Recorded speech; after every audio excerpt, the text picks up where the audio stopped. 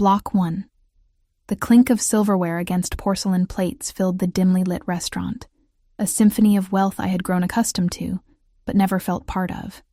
My feet ached in the mandatory 3-inch heels, uniform black dress clinging to my body after an 8-hour shift that had stretched into 10. I navigated between tables with practiced ease, balancing trays that cost more than my monthly rent at the rundown apartment I called home.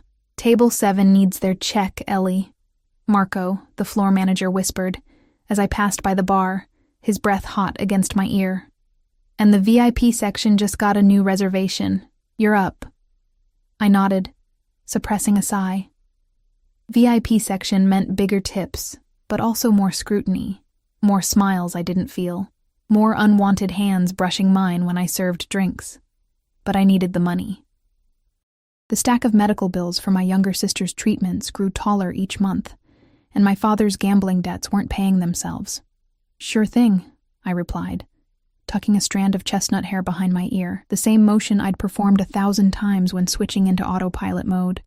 Invisible but efficient, that was my specialty.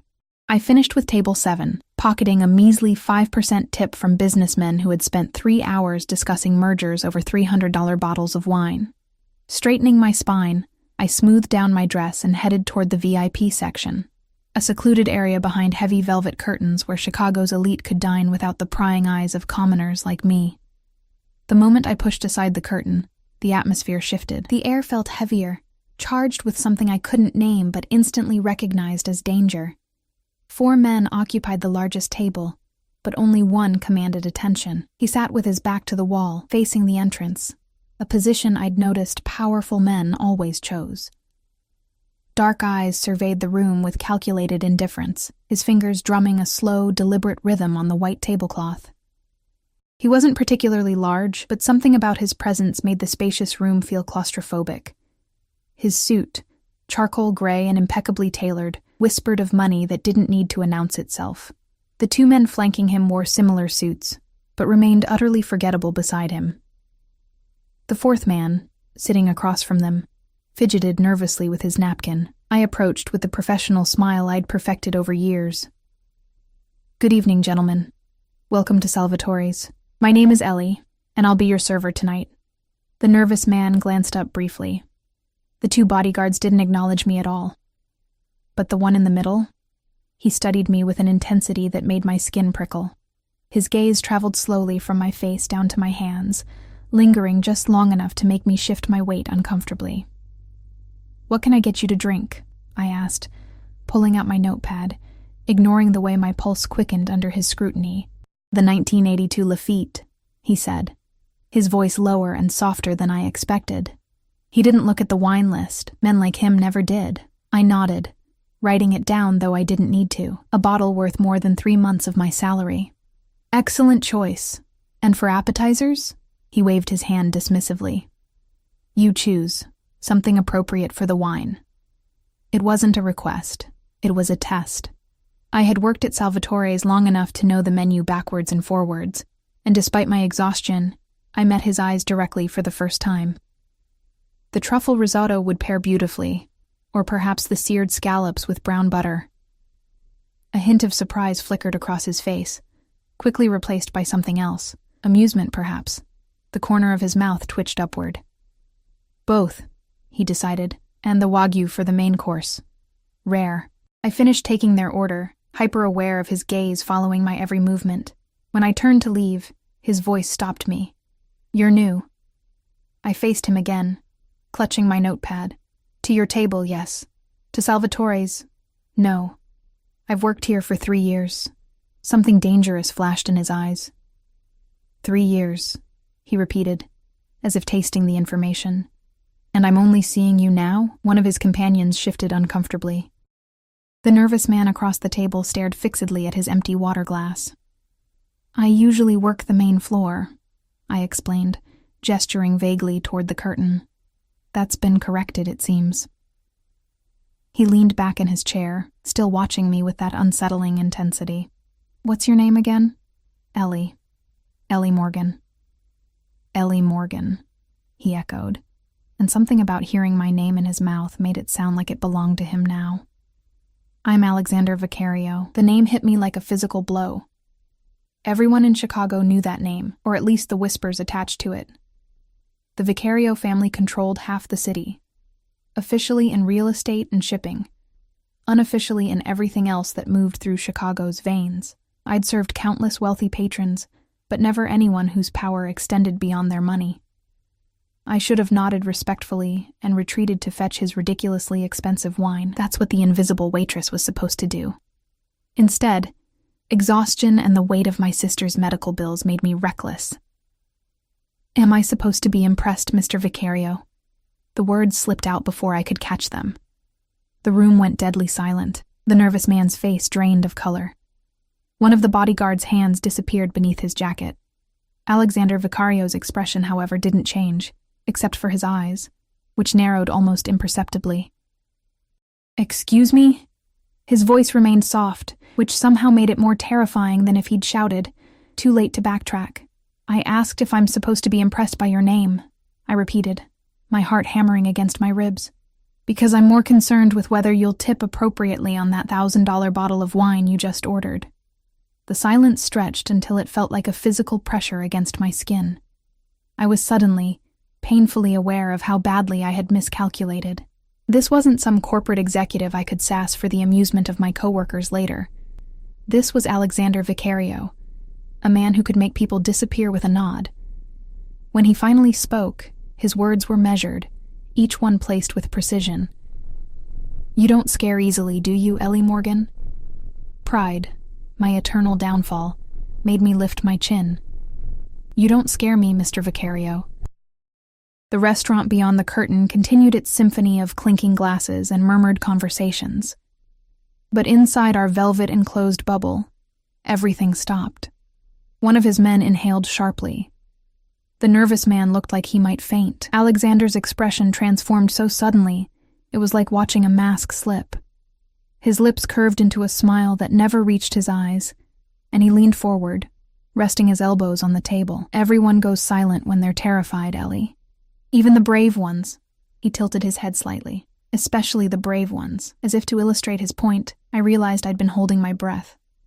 I exhaled shakily, finally recognizing the magnitude of my mistake. The wine, I managed, desperate to escape. I'll get your wine. His smile widened. Yes, you will. He settled back in his chair, the picture of relaxed authority. And Ellie? You'll be my server exclusively from now on. Make the arrangements with management. It wasn't a request. I fled through the curtain, nearly colliding with Marco, who grabbed my arm. Are you insane? He hissed, pulling me toward the kitchen. Do you have any idea who that is? Alexander Vicario, I whispered, the name feeling dangerous on my tongue. Marco's face was ashen. He's been coming here for years, always requests Giovanni. Never speaks directly to the staff. He ran a trembling hand through his hair. What did you say to him? The whole room went silent. I was stupid, I admitted. I asked if I was supposed to be impressed by his name. Marco looked like he might be sick. Jesus, Ellie. He once had a busboy's fingers broken for spilling water on his shoes. He gripped my shoulders. Look, I'll get Giovanni to take over. You can work the back section tonight. No, I said, surprising myself. He specifically asked for me to continue serving him. Said I should make arrangements with management. Marco's grip tightened painfully. That's not good, Ellie. What choice do I have? I pulled away, moving toward the wine cellar. I need this job, Marco. I can't afford to lose it. There are other restaurants, he said, following me. I laughed bitterly. Not that would hire me after being fired from Salvatore's. I located the wine, a dust-covered bottle that rarely left its temperature-controlled sanctuary. Besides, my sister's treatment starts next week. I need the money now, not after a month of job hunting. Marco looked like he wanted to say more, but instead shook his head. Be careful, Ellie. Men like Vicario don't notice people like us unless they want something. I carried the wine back to the VIP section with hands that wouldn't stop shaking. When I pushed through the curtain, the nervous man was gone, leaving only Alexander and his two shadows. They fell silent as I approached. I presented the bottle with practiced movements, showing the label before opening it.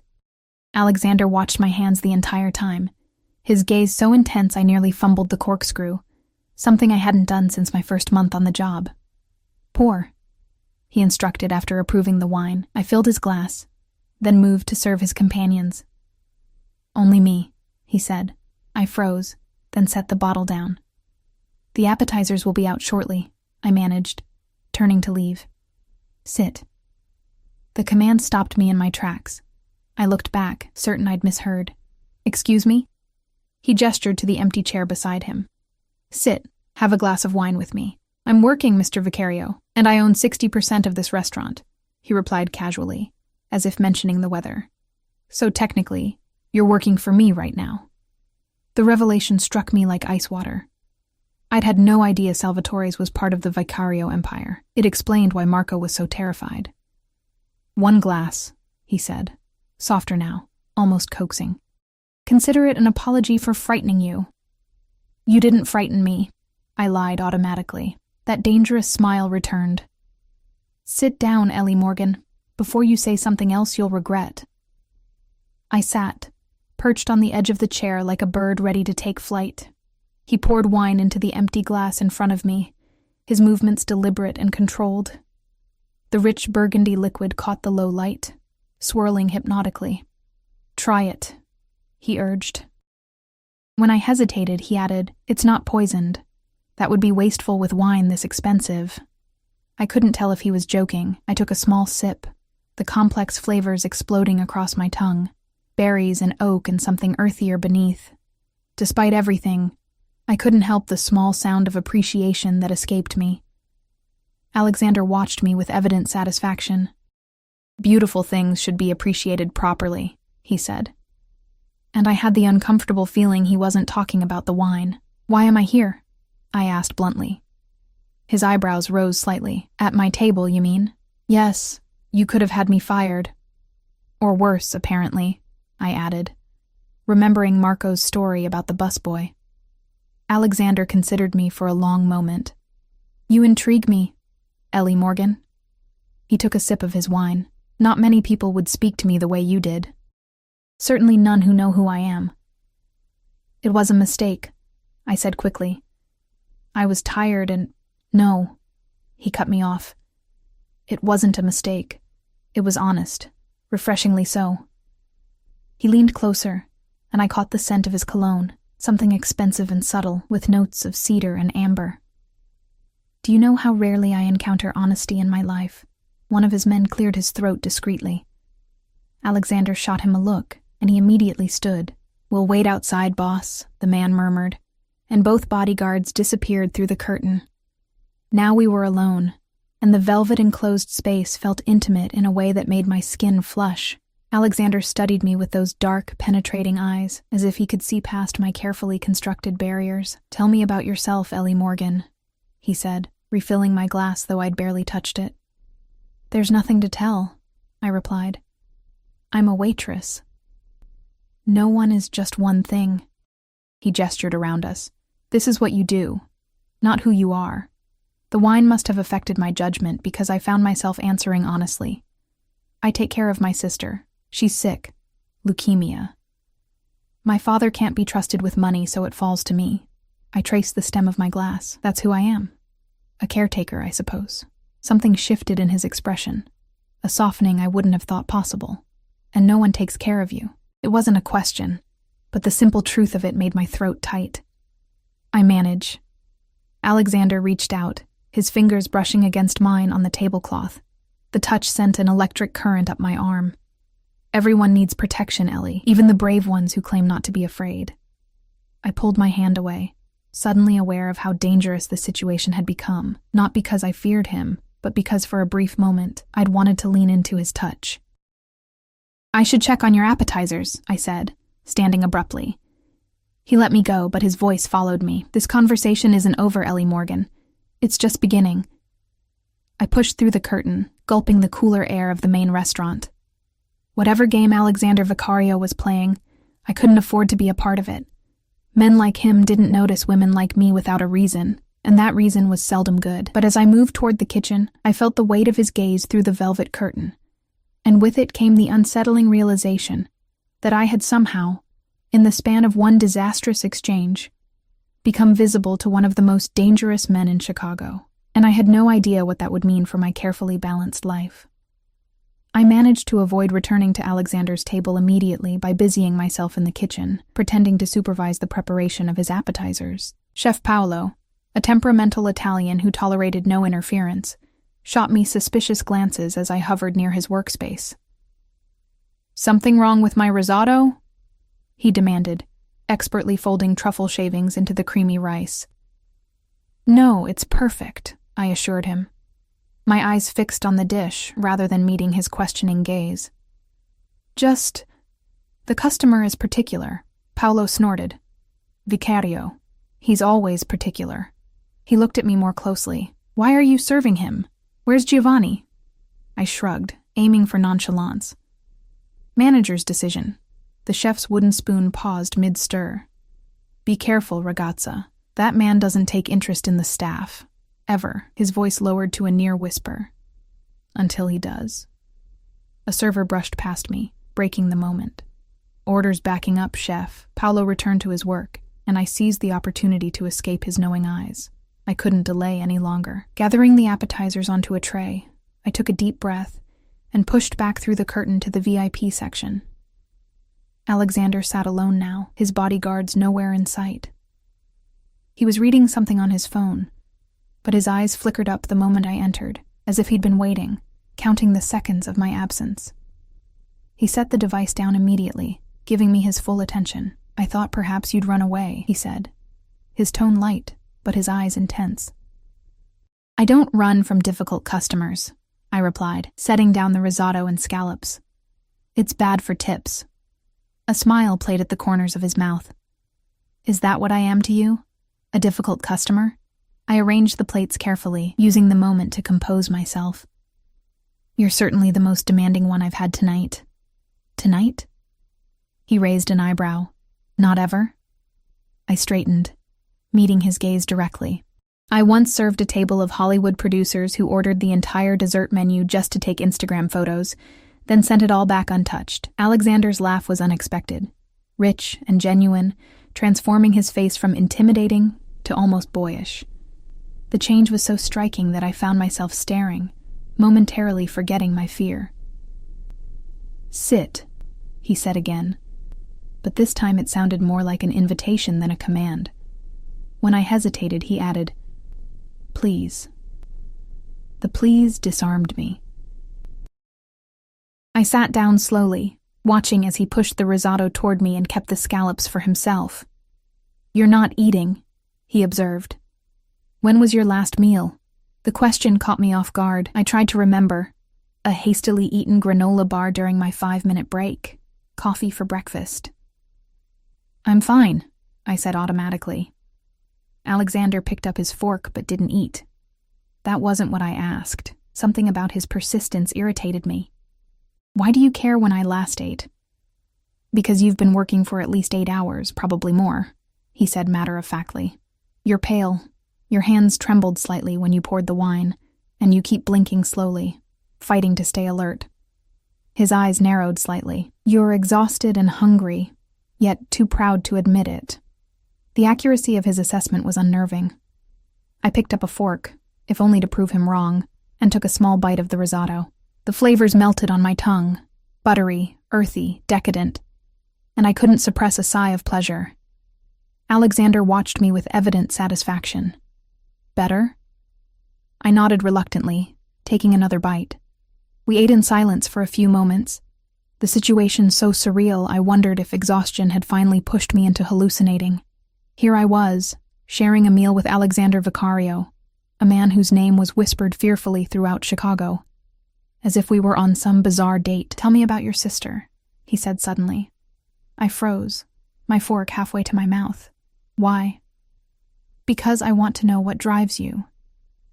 He set down his fork, giving me his complete attention. "What makes Ellie Morgan work double shifts with a smile, even when she's dead on her feet?" I should have given him some sanitized version of the truth, but something about his directness broke through my usual caution. "Lily's 16, diagnosed with leukemia last year. She needs a bone marrow transplant." I stared down at my plate. "Insurance covers part of it, but not enough." My father. I hesitated, then decided on honesty. He gambles. Whatever money comes in, it goes out twice as fast. So it's up to me. Alexander was silent for so long that I finally looked up. The expression on his face was difficult to read. Something between anger and calculation. And the transplant? When is it scheduled? It's not yet. We're still saving. I pushed the risotto around my plate.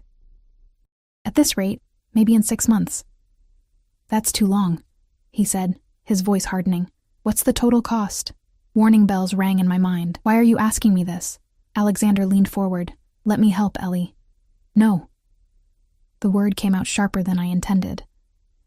I don't need your charity, Mr. Vicario. Alexander, he corrected.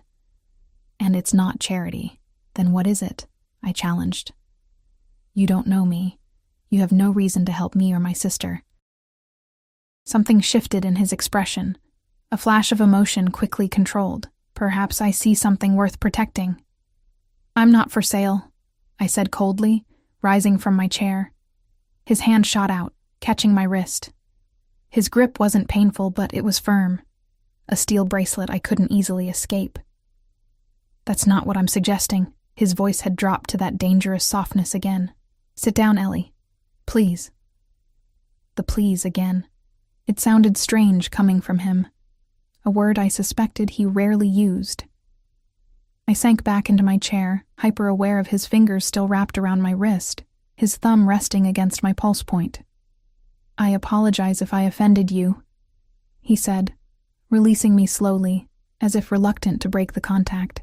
I'm not accustomed to resistance. I rubbed my wrist, though he hadn't hurt me.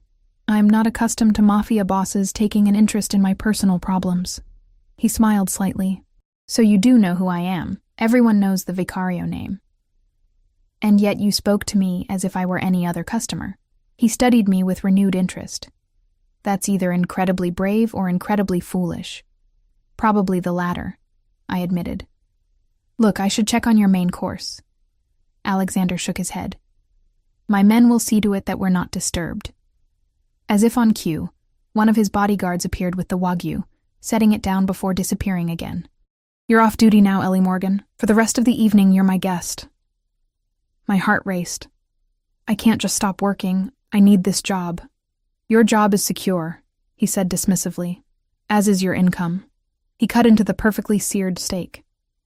Now tell me more about yourself. What do you do when you're not here or caring for your sister? The question caught me off guard. What did I do? I couldn't remember the last time I'd had free time. I read, I said finally. When I can stay awake long enough, mysteries mostly. Seeking solutions, he observed. Fitting. What about you? I asked, immediately regretting the question. People probably didn't ask Alexander Vicario about his hobbies, but he seemed pleased by my interest. I collect things, he said, watching me over the rim of his wineglass. Rare books, art, exceptional people. The way he looked at me when he said exceptional people made my skin flush hot. And which category do I fall into, Mr. Vicario? Alexander. He corrected again. And I haven't decided yet. His eyes never left mine. But you've certainly captured my attention. I should have been terrified. Instead, I felt a dangerous thrill, like standing at the edge of a precipice. Why? He considered the question seriously. In my world, Ellie, people either fear me or want something from me. Sometimes both. He set down his glass. You did neither. You looked me in the eye and challenged me. Do you know how rare that is? Maybe you need to meet more servers working double shifts, I suggested. We tend to lose our filter after hour 12. He laughed again, that same genuine sound that transformed his face. Perhaps. But I think it's more than exhaustion. He leaned closer. I think you're naturally fearless. I'm not, I admitted. I'm terrified most of the time, about my sister, about money, about the future. Yet here you are, having dinner with the man everyone else in this restaurant is afraid to look at directly. He had a point. Why wasn't I more afraid? Maybe I was too tired to access the proper amount of fear. Or maybe, a small voice whispered in my mind, you're drawn to him. The thought was so disturbing I pushed back my chair. I should go. My shift technically ended 20 minutes ago. Alexander's expression darkened. Do you have someone waiting for you? The possessive note in his voice should have alarmed me. Instead, it sent another inappropriate thrill through my body. Just my sister. She'll be wondering where I am. He studied me for a moment, then nodded once. My driver will take you home. That's not necessary. It's not a request, Ellie. His tone brooked no argument. It's nearly midnight. I won't have you taking public transportation at this hour. Before I could protest further, he pulled out his phone and sent a quick text. Anthony will meet you at the back entrance. He's discreet. The implication that I might want discretion made me frown. I have nothing to hide. Alexander's lips curved into that dangerous half-smile. Everyone has something to hide, Ellie. Some of us are just better at it than others. He reached into his jacket and withdrew a business card, offering it to me. My private number. If you need anything at all, you call me, day or night.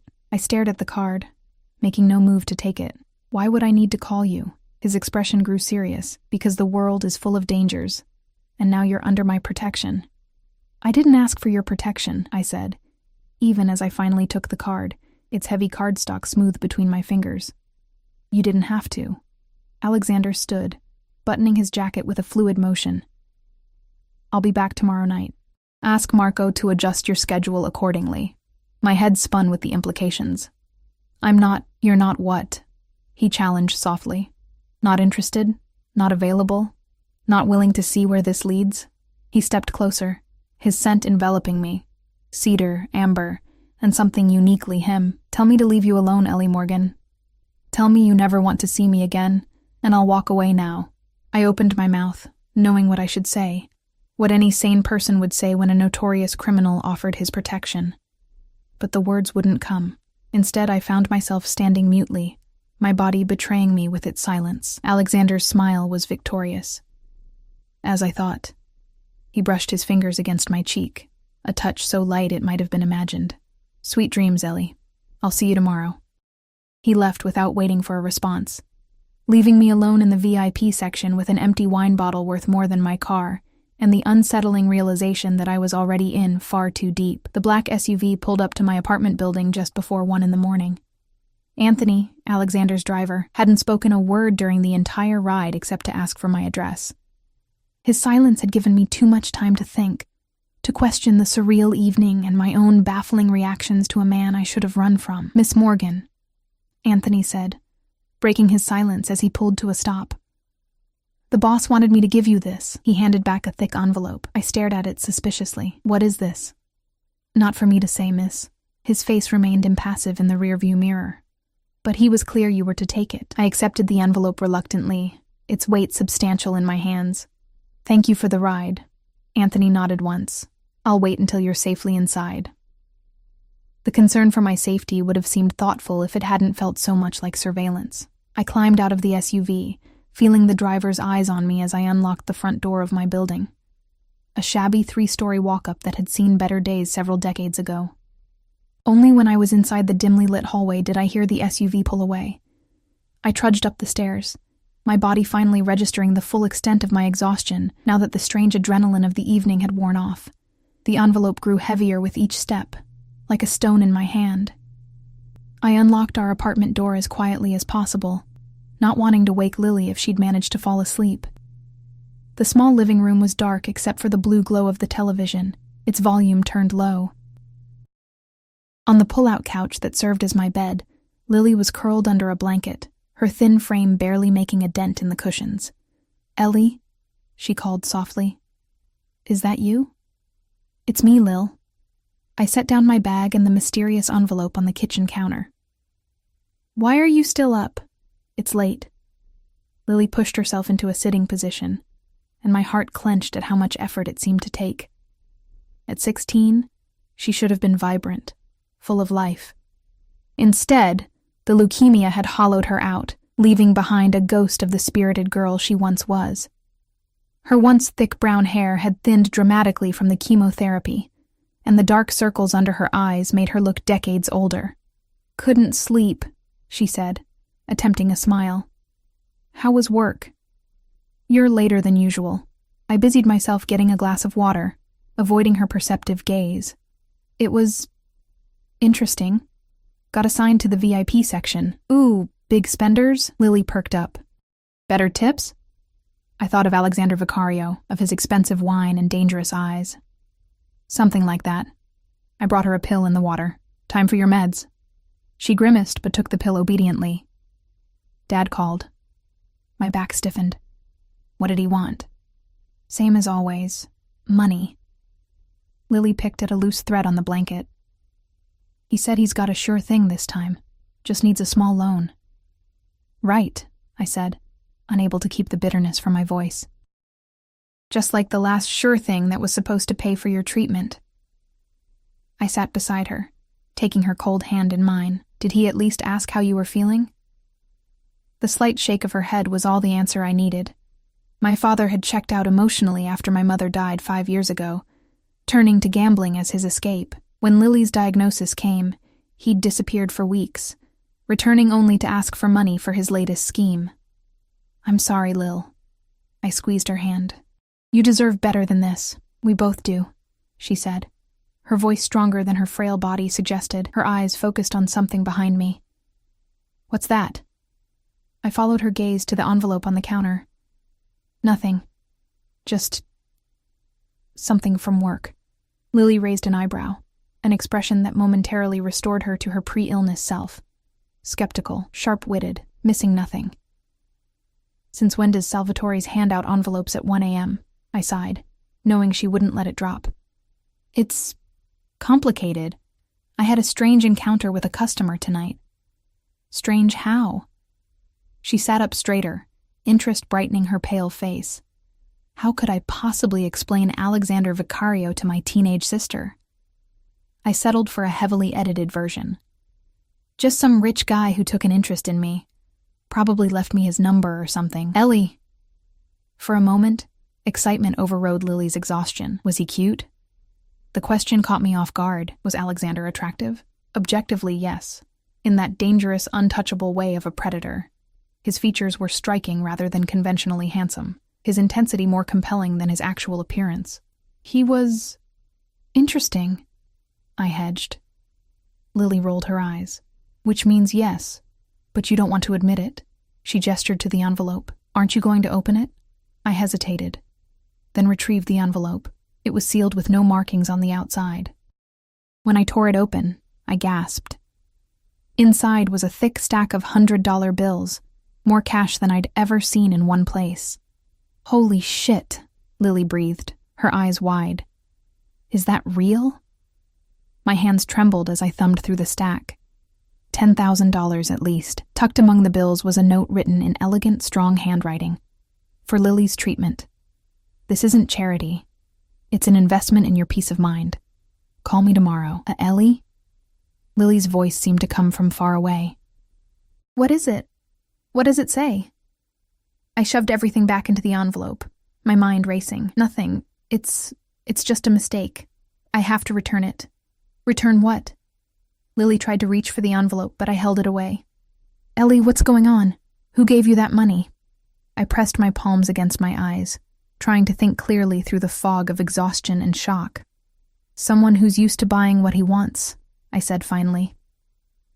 And what does he want? Lily asked, her voice small. That was the question, wasn't it? What did Alexander Vicario want from me? Protection, he'd said. But protection from what? And at what cost? I don't know, I admitted, but I can't keep this. Lily's face fell. Is it enough for my treatment? The hope in her voice broke something inside me. Here was my sister, battling for her life, while I wrestled with my pride. The transplant she needed couldn't wait 6 more months. Her body was growing weaker by the day. It's dirty money, Lil, I said softly. We don't know where it came from. Does it matter? Lily challenged, a spark of her old fire returning. If it could save my life? I had no answer for her. Instead, I tucked the envelope into my bag, out of sight. Let's get some sleep. I'll figure it out tomorrow. Lily didn't argue, her brief surge of energy already fading. I helped her back to her bedroom, the only proper bedroom in our tiny apartment, and tucked her in like I used to when she was small. Love you, weirdo, I whispered. Our childhood goodnight ritual. Love you too, freak, she murmured back, her eyes already closing. I returned to the living room and unfolded my sofa bed, my body aching for rest, but my mind spinning too fast for sleep. Alexander's card seemed to burn through my bag. I pulled it out, running my finger over the embossed lettering. Just his name and a phone number, no company or title, because everyone already knew who he was. I should call the police, or at least return the money tomorrow with a firm message to leave me alone. That's what a sensible person would do when a known criminal started showing an interest in them. But Lily's question echoed in my mind. Does it matter where it came from if it could save my life? I fell into a fitful sleep, Alexander's dark eyes following me into my dreams. Morning came too soon, gray light filtering through the threadbare curtains. I had the late shift at Salvatore's, which meant I could drop Lily at her treatment before heading to work. As I made coffee, my phone buzzed with an unfamiliar number. Hello? I answered cautiously. Ellie. Alexander's voice was unmistakable, even through the phone. Did you sleep well? I glanced toward Lily's closed door, lowering my voice. How did you get my number? Does it matter? I could hear the smile in his voice. Did you receive my gift? It's not a gift I can accept, I said firmly. I'll return it tonight. A pause. Your sister's treatment can't wait, Ellie. Her next session is today, isn't it? At Chicago Memorial. Ice ran through my veins. How do you know that? I make it my business to know things, he said simply. Especially about people who interest me. This is crossing a line, I hissed. You can't just... I've arranged for Lily to see Dr. Levine today, he continued as if I hadn't spoken. He's the best oncologist in the Midwest. He'll oversee her transplant personally. My knees weakened, and I sank into a kitchen chair. Why are you doing this? Another pause, longer this time. Let's discuss it tonight. My driver will pick you up after your shift. Alexander, use the money, Ellie, he said, his voice softer now. For Lily. Whatever exists between us is separate from that. I give you my word. The line went dead before I could respond.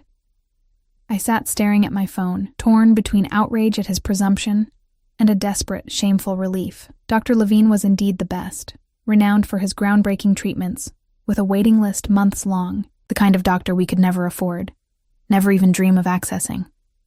Who was that? Lily asked from her doorway, startling me. I plastered on a smile. Just work. Confirming my shift. I held up the coffee pot. Want some? She nodded, shuffling to the table. Did you figure out what to do about the money? I busied myself pouring her coffee, avoiding her eyes. Not yet. You're going to return it, aren't you? She added too much sugar to her cup, one of the few tastes she could still enjoy. Because you're too proud. It's not about pride, Lil, I argued, though part of me knew she was right. It's about not getting involved with dangerous people. Is he dangerous? She asked, suddenly interested. The guy who gave it to you? I thought about how to answer. Yes, I said finally. He's the kind of man people cross the street to avoid. But not you, Lily observed shrewdly. You don't seem afraid of him. I should be, I admitted. Any sane person would be. Lily sipped her coffee, watching me over the rim. Sometimes I think you want a little danger, Ellie. You've been taking care of everyone else for so long. Maybe part of you wants someone to shake things up. Her insight was disturbing. Was that it? Was I secretly craving something to break the monotony of my careful, responsible life? We should get ready, I said, changing the subject. Your appointment is at 10. Lily finished her coffee and disappeared into the bathroom. I pulled out my phone again, staring at Alexander's number. Against my better judgment, I sent a text. I'll meet with you tonight, but I make no promises about anything else. His response was immediate. I never expected promises, Ellie. Only possibilities. The word lingered in my mind as I helped Lily get dressed. Possibilities. When was the last time my life had contained those? For years, I'd been focused solely on survival, mine and Lily's. One day at a time, one bill at a time, one crisis at a time. And now Alexander Vicario had burst into my carefully controlled existence, offering something I hadn't dared to imagine. Options. Choices beyond the next meal, the next shift, the next medical bill. The knowledge that I was actually considering his offer terrified me more than the man himself. When we arrived at the hospital, I was shocked to find a private nurse waiting for us in the lobby. "Miss Morgan?" She greeted us professionally. "I'm Nurse Chen. Dr. Levine is expecting you and Lily." Lily shot me a confused look. "Dr. Levine? Isn't Dr. Patterson my doctor?" I swallowed hard. "Let's just see what he has to say, okay?" As we followed Nurse Chen to an elevator that required a key card, I felt as though I'd already made my decision without ever speaking it aloud. I had accepted Alexander's help, and whatever consequences came with it. The question now was, what would he expect in return? Dr. Levine was nothing like I'd imagined. I had expected an imperious older man, the type who'd accumulated enough prestige to have patients waiting months for 5 minutes of his time. Instead, he was surprisingly young, early 40s at most, with kind eyes behind wire-rimmed glasses and a gentle manner that immediately put Lily at ease. "Miss Morgan?" He greeted me with a firm handshake before turning to my sister. "And you must be Lily. I've reviewed your file extensively." The private consultation room was nicer than any medical space I'd ever been in, more like a comfortable office than a sterile examination room. No plastic chairs or fluorescent lighting, just soft furnishings and discreet medical equipment. "I don't understand," I said, struggling to maintain my composure. "We've been seeing Dr. Patterson. We were never referred to you." Dr. Levine nodded, his expression carefully neutral. "Let's just say a mutual friend thought I might offer some additional perspectives on Lily's case." He glanced at his tablet. "I understand you've been waiting for a bone marrow transplant. We're still saving for it," I explained, hyper-aware of Lily's attentive gaze. "Insurance only covers part. That's been taken care of," Dr. Levine interrupted smoothly. "We've already identified several potential donors who are excellent matches. I'd like to schedule the procedure for next week." The room seemed to tilt beneath me. "Next week? But that's impossible. The waiting list has been circumvented," he finished, meeting my eyes with a look that conveyed he understood exactly who had arranged this. "Sometimes, Miss Morgan, it's best not to question good fortune." Lily reached for my hand, her fingers cold but her grip surprisingly strong. "Ellie, is this for real?" I looked at her, really looked at her. For the first time in months, beyond the pallor and weight loss, I saw something I hadn't seen in too long. Hope. She was 16, with her whole life ahead of her. If she could just get past this hurdle, what was my pride worth compared to that? "Yes," I said, the decision solidifying with each passing second. "It's real." The rest of the appointment passed in a blur of medical terms, treatment plans, and scheduling details. Dr. Levine was thorough, explaining everything with a patience I'd never experienced from medical professionals before. By the time we left, Lily had undergone additional tests, received new medication, and had been scheduled for her transplant the following Tuesday. "I feel like I'm dreaming," Lily said as we left the hospital, more energetic than I'd seen her in months. "How did this happen, Ellie? Really?" I helped her into a taxi, avoiding her question.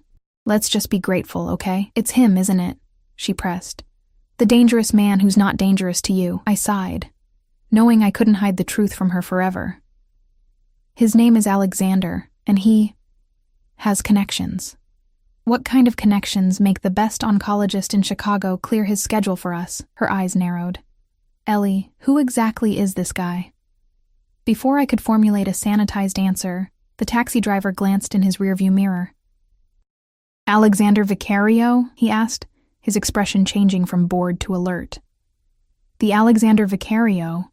Lily's eyes widened. "Vicario? As in the family that—" "We're not discussing this now," I cut in firmly, giving the driver a warning look. He raised his hands briefly from the wheel. "Hey, no judgment. Man's got half the city in his pocket. Good to have friends in high places, right?" Lily fell silent, but I could practically hear the wheels turning in her mind. When we reached our apartment, she waited until we were inside before rounding on me. "Alexander Vicario, the Mafia boss? That's your interesting customer?" Her voice rose with each word. "Ellie, what the hell? Lower your voice," I hissed, though there was no one to hear us. "It's not what you think." "Really?" "Because I think a notorious criminal has taken an interest in my sister, and suddenly we're getting VIP medical treatment. She crossed her arms, looking more like her pre-illness self than she had in months. What does he want from you? That was the question I'd been avoiding since last night. I don't know, I admitted. He says he just wants to help. Lily's laugh was sharp and disbelieving. Men like that don't just help without expecting something in return. I know that, I snapped, running a hand through my hair. Don't you think I know that? But what choice do I have, Lily? You need this transplant. We were months away from affording it, and your condition is deteriorating every day. Her anger deflated as quickly as it had risen. She sank onto the sofa, suddenly looking small again. So what, you're going to be his… what? To save me? The unspoken implication hung in the air between us. I sat beside her, taking her hands. No, that's not what this is about. He's been clear that the medical help comes with no strings attached. And you believe him? Did I? I wasn't sure. But something in Alexander's eyes when he'd spoken about protection, about seeing something worth preserving. It hadn't felt like the calculation of a man looking to add another possession to his collection. I'm meeting him tonight, I said finally. To establish boundaries. Lily's expression softened with concern. Be careful, Ellie. Men like that are used to getting what they want. I kissed her forehead, inhaling the familiar scent of her shampoo. I've been handling difficult men since Dad started gambling. I'll be fine. But as I prepared for my shift at Salvatore's, Alexander's words echoed in my mind. Everyone needs protection, Ellie, even the brave ones who claim not to be afraid. The restaurant was unusually busy for a weeknight. I moved through my tables on autopilot, my mind elsewhere as I took orders and delivered food. Marco watched me with unconcealed concern, pulling me aside during a brief lull. You okay? He asked, his voice low. You seem distracted. I'm fine, I assured him. Just a lot on my mind. He glanced around nervously before leaning closer. Vicario called earlier, said you're to be relieved at 9, not 11. My stomach tightened. Marco, I need the hours. I can't… Trust me, he interrupted. You don't want to argue with him about this. He was… insistent. Marco squeezed my shoulder sympathetically. Look, whatever's happening, just be smart, okay? Men like him see people as commodities. I nodded, not trusting myself to speak. The rest of my shift passed too quickly, and at precisely 9 o'clock, Marco appeared to take over my section. His car is waiting at the back, he said, not meeting my eyes. I changed out of my uniform in the cramped employee bathroom, studying my reflection in the spotted mirror. Dark circles shadowed my eyes, and my skin looked pale despite my attempts with makeup. I released my hair from its functional bun, letting it fall in waves around my shoulders. The gesture felt significant somehow, a deliberate choice to present myself differently than the invisible waitress Alexander had first encountered. Anthony was waiting by the same black SUV, opening the door without a word when he saw me approach. I slid into the back seat, half expecting to find Alexander there. Instead, I was alone. The privacy partition between me and the driver, already raised. We drove for about 20 minutes, leaving the familiar grid of downtown Chicago behind for the affluent lakeside neighborhoods. The SUV eventually pulled up to a modern glass and steel building overlooking Lake Michigan, the kind of luxury high-rise I usually only saw from a distance. Mr. Vicario is waiting for you on the penthouse level, Anthony informed me, breaking his customary silence. The elevator requires a key card. He handed me a sleek black card. He said to tell you that you're free to leave at any time. Just call down and I'll bring you home. The implied choice was both reassuring and unsettling. I took the card, gripping it like a talisman as I entered the building's marble lobby. The concierge nodded to me with deference, as if he'd been expecting me, making no move to stop me as I headed for the private elevator at the back. The card unlocked the elevator, which began its smooth ascent without me pressing any buttons. My heart raced as the numbers climbed higher, until finally, the doors opened directly into a spectacular penthouse apartment. Floor-to-ceiling windows showcased a breathtaking panorama of the Chicago skyline and the dark expanse of Lake Michigan beyond. The space was minimalist, but luxurious, all clean lines, expensive materials, and carefully curated art. Not at all the ostentatious display of wealth I might have expected. Ellie. I turned toward Alexander's voice. He stood by a wall of windows, silhouetted against the glittering city lights. He'd exchanged his business suit for dark jeans and a simple black shirt that somehow looked more expensive than formal wear. In this setting, away from the restaurant, he seemed both more relaxed and more powerful, a predator in his natural habitat. "Your sister saw Dr. Levine today," he said. Not a question, but a statement. I nodded, finding my voice. "The transplant is scheduled for Tuesday." Alexander smiled, satisfaction evident in his expression. "He's the best. Lily will receive excellent care. Why?" The question burst from me, all my carefully prepared speeches forgotten. "Why are you doing this? What do you want from me?" He moved toward me slowly, like someone approaching a skittish animal. "Would you like a drink first?" "No. I want answers." Alexander gestured to a sleek leather sofa. "Then let's sit, and I'll explain exactly what I want from you, Ellie Morgan." I perched on the edge of the sofa, my body tense as he sat beside me, close, but not touching. The scent of his cologne enveloped me again, now familiar in a way that was both comforting and alarming. "From the moment you looked me in the eye and told me I didn't scare you," he began, his voice low and intense, "I knew you were different, rare." I met his gaze steadily, determined not to show weakness. "That doesn't answer my question, doesn't it?" He leaned closer. "What I want, Ellie, is you, not as a possession or a conquest, but as something far more valuable." His eyes held mine, dark and unreadable. "A partner." The word hung between us, loaded with implications I couldn't fully comprehend. A partner in what exactly? Alexander's smile was enigmatic, with a hint of danger that made my pulse quicken despite myself. "In everything." "In everything?" I repeated, the vague answer frustrating me. "That's not an explanation, Alexander. That's an evasion." Something like admiration flickered in his eyes. "Most people don't press me for clarity." "I'm not most people," I countered. "And if you're asking me to be your partner, whatever that means, I deserve specifics." Alexander studied me for a long moment, then rose from the sofa and moved to a cabinet across the room. He poured 2 glasses of amber liquid, returning to offer me one despite my earlier refusal. This time I accepted it, needing something to steady my nerves. "Let me tell you a story, Ellie," he said, settling back beside me. "About a boy who grew up watching his father build an empire through fear, who learned that power meant everyone around you was either an enemy or a servant." He swirled his drink, his gaze distant. "This boy promised himself he would find a different way, that when his time came, he would lead with something stronger than fear."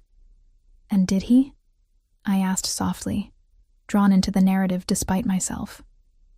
Alexander's smile was tinged with bitterness. "He tried.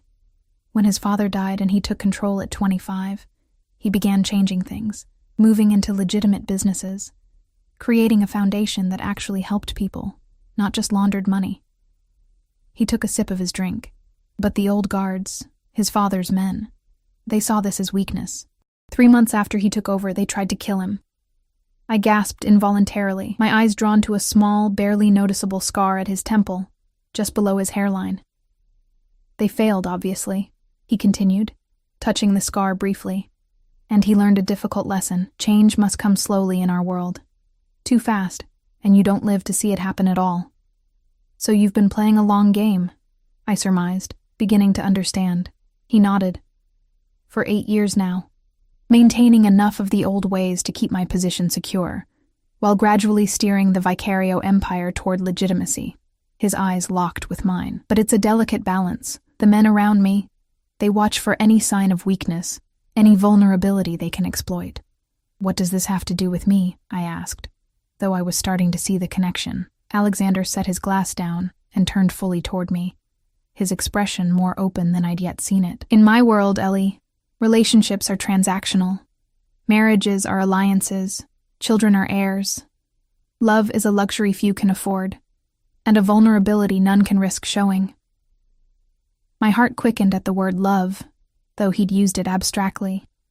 "And yet here you are, arranging specialized medical care for a waitress's sister after one conversation. That doesn't seem very strategic. It's precisely strategic, he countered, but not in the way you think. He leaned closer, his voice dropping. Do you know what I saw when you looked me in the eye and told me I didn't scare you? I saw honesty, integrity, courage. Qualities my father would have called weaknesses, but which I recognize as strengths. You don't know me, I protested.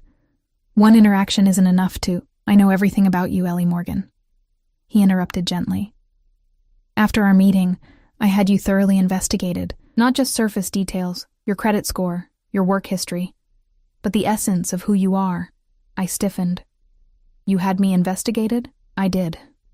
He admitted without apology. I learned how you took over caring for your sister at 22, when your father's gambling left you both vulnerable. How you work 3 jobs during summer breaks to cover Lily's medications. How despite being offered easier ways to make money, you've never compromised your principles. His expression softened. I learned that you're exactly who I thought you were. Someone rare and valuable. The intensity of his gaze made me look away. I took a sip of my drink, the expensive whiskey burning a path down my throat. So what exactly are you proposing? That I become your— what, girlfriend? Wife? Trophy on your arm to show your enemies you have a human side? Alexander laughed, the sound rich and genuine. Nothing so simplistic. He reached for my hand, his touch sending electricity up my arm. What I'm proposing, Ellie, is a partnership in the truest sense. I want you by my side as I complete the transformation of my family's legacy. Not as window dressing, but as my equal. My conscience, my clarity, my courage when mine falters, my mind reeled at the implications. You're asking me to join the Mafia. I'm asking you to help me dismantle it, he corrected. To finish what I started 8 years ago, turning a criminal empire into a legitimate business force for good. It was so far from what I had expected that I couldn't formulate a response. Alexander seemed to take my silence as skepticism. I understand your hesitation, he said. It sounds impossible, dangerous, perhaps even delusional. His thumb traced circles on my palm. But with the right partner, someone who sees the world as it could be, not just as it is, I believe it's possible. Why me? I finally managed. There must be dozens of women in your social circle better positioned to help you. Women with connections, education, influence. Women who want my money, my power, or both, he countered. Women who would never tell me when I'm wrong or stand their ground when tested. His fingers tightened around mine. I need someone real, Ellie, someone unafraid of the truth, someone whose moral compass doesn't waver. Like a waitress who told you that you don't scare her, I said softly. His smile was answer enough. I pulled my hand away, needing distance to think clearly. This is insane. 24 hours ago, I was just trying to make rent. Now you're offering me— what? A place in your world? Access to your resources? Protection for Lily and myself? All of that, he confirmed. But I'm also asking for something in return. Something far more valuable than your companionship, though I want that too. His expression grew serious. I'm asking for your trust, Ellie, and your commitment to seeing this through, no matter how difficult it becomes. I stood, needing to move, to breathe. I walked to the wall of windows, gazing out at the city spread below. A city partially controlled by the man sitting behind me. From this height, Chicago looked like a collection of lights and shadows, beautiful but distant. Was that how Alexander saw the world? As something to be admired from afar, controlled but never truly connected to. What happens to Lily's treatment if I say no? I asked, my back still to him. I heard him rise, felt his presence behind me, though he didn't touch me. Nothing changes. The arrangements are made, the expenses covered. That was never conditional. Relief flooded through me, followed quickly by confusion. Then why would I say yes, if you're already giving me what I need most? Alexander moved to stand beside me, his reflection visible in the glass. Because I'm offering you something beyond security, Ellie. I'm offering you purpose, impact, the chance to help reshape a system that's caused immeasurable harm. His voice lowered. And yes, I'm offering you myself, flawed as I am. I turned to face him, studying the lines of his face, the sharp jawline, the intensity in his dark eyes, the small scar that told a story of survival. Was I actually considering this insane proposal? Stepping into a world of danger and power, of luxury and shadows? I need time, I said finally. This is overwhelming. Of course, he agreed readily. Take all the time you need. And I have conditions, I continued, surprising myself with my boldness. If, and it's a big if, I agree to this partnership, it would be real, equal. I wouldn't be a figurehead or a pretty distraction. Alexander's eyes lit with something like triumph. I would expect nothing less. Lily comes first, I added. Her health, her future, they're non-negotiable priorities. Already arranged. The treatment is just the beginning. I've established a trust for her education, her future medical needs. Everything. He stepped closer. Anything else? I swallowed hard, gathering my courage. I need to know if there are threats against you. Against us, if I agree to this. You mentioned enemies earlier. I need the truth about what I'd be walking into. His expression darkened. There are always threats in my world, Ellie. I won't lie to you about that, but I have safeguards. Security. You and Lily would have protection around the clock. A gilded cage? I challenged. A necessary precaution, he countered. At least initially. In time, as we transform the organization, the dangers will diminish. I nodded slowly, processing. One last condition. Whatever exists between us, whatever attraction or connection we might feel, it develops naturally. I won't be pressured or rushed. Alexander's smile was unexpectedly gentle. Despite appearances, I'm a patient man, Ellie, especially for things of true value. He reached out, his fingers brushing a strand of hair from my face. Take the time you need. I'll be here when you decide. The light touch sent warmth coursing through me. Despite everything, the danger, the impossibility, the sheer madness of the situation, I felt drawn to him in a way I couldn't rationalize. Was it the power he represented, the security, or something more fundamental, the recognition of a kindred spirit beneath our vastly different circumstances? I should go, I said, stepping back from his touch. Lily will be waiting. Alexander nodded. Anthony will take you home. He moved to a desk and wrote something on a small card. This is the address of a private residence in Lincoln Park. More discreet than this building. Come there when you've made your decision, whether it's yes or no. I took the card, our fingers brushing in the exchange. And if it's no, what then? Then you and Lily continue your lives, with better medical care and financial security. No strings, no repercussions. His eyes held mine steadily. I told you this wasn't conditional, Ellie. I meant it. I studied his face, searching for deception and finding none. Either he was telling the truth, or he was a better liar than anyone I'd ever encountered. Perhaps both. I need to go, I repeated, moving toward the elevator. Alexander made no move to stop me, simply watching as I called the elevator with the key card. Ellie, he said as the doors opened, whatever you decide, thank you for seeing me, the real me. The doors closed before I could respond, leaving me alone with my thoughts as the elevator descended. My mind raced with possibilities, dangers, and the memory of Alexander's touch. By the time I reached the lobby, I had made my decision. 1 week later, the private garden behind the Lincoln Park mansion bloomed with early summer flowers, their scent filling the warm evening air. I stood on the stone patio, watching as Lily laughed with her new tutor, a kind-faced woman who specialized in helping students catch up after medical absences. She looks stronger already, Alexander said. Appearing silently beside me, he handed me a glass of iced tea, his fingers lingering against mine in the exchange. The doctors say her body is responding well to the transplant, I confirmed. Better than they expected.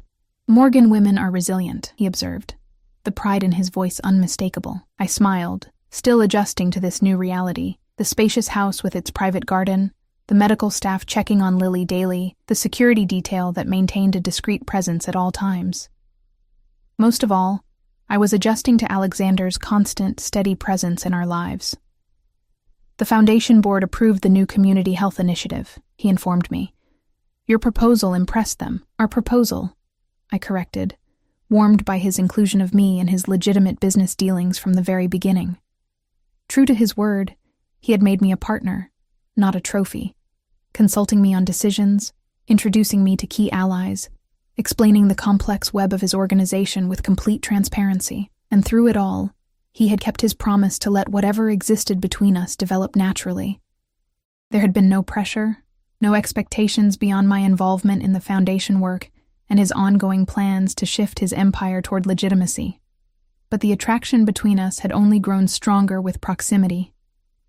Each day, each conversation, each small touch had built a connection that was becoming increasingly difficult to ignore. The Castellano family has accepted our invitation to discuss the waterfront development, Alexander continued, his voice professional despite the way his eyes lingered on me. That's 3 of the 5 major families now willing to collaborate on legitimate ventures. Progress, I acknowledged, taking a sip of my tea. Slow, but steady. He turned to face me fully. Are you having second thoughts, Ellie? About any of this? I considered the question seriously. The past week had been a whirlwind of changes, from our move to the Lincoln Park house to my crash course in Alexander's business operations to the delicate dance of our personal relationship. There had been moments of doubt, certainly. Moments when the enormity of what I'd agreed to threatened to overwhelm me. But there had also been moments of surprising clarity. Watching Alexander negotiate with former rivals, seeing his vision for transformation take shape, understanding the complex man behind the dangerous reputation. I had glimpsed possibilities I never could have imagined from my former life. No second thoughts, I said finally. Just adjustments. This world of yours is still new to me. Our world now, he corrected gently. His hand found mine on the stone balustrade, his touch warm and sure. Thank you for taking this leap of faith, Ellie. I turned my hand to intertwine my fingers with his, the gesture more intimate than any we had yet shared. Not faith, I said softly. Trust. There's a difference. His eyes darkened with emotion. May I? He asked, his gaze dropping to my lips. In answer, I stepped closer, eliminating the careful distance we'd maintained. His free hand came up to cup my cheek as he lowered his mouth to mine. The kiss was gentle at first, tentative, so at odds with the powerful man I'd come to know.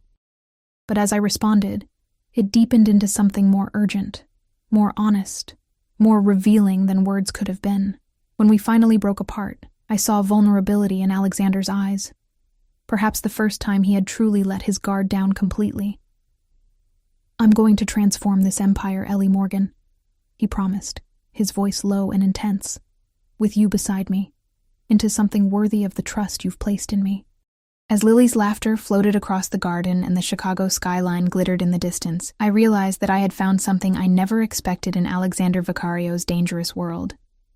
Not just security or purpose, but a place where both Lily and I could truly belong. We'll transform it together, I corrected, sealing the promise with another kiss as the sun set on my old life and rose on a future I never could have imagined, one where the waitress and the Mafia boss rewrote their own rules.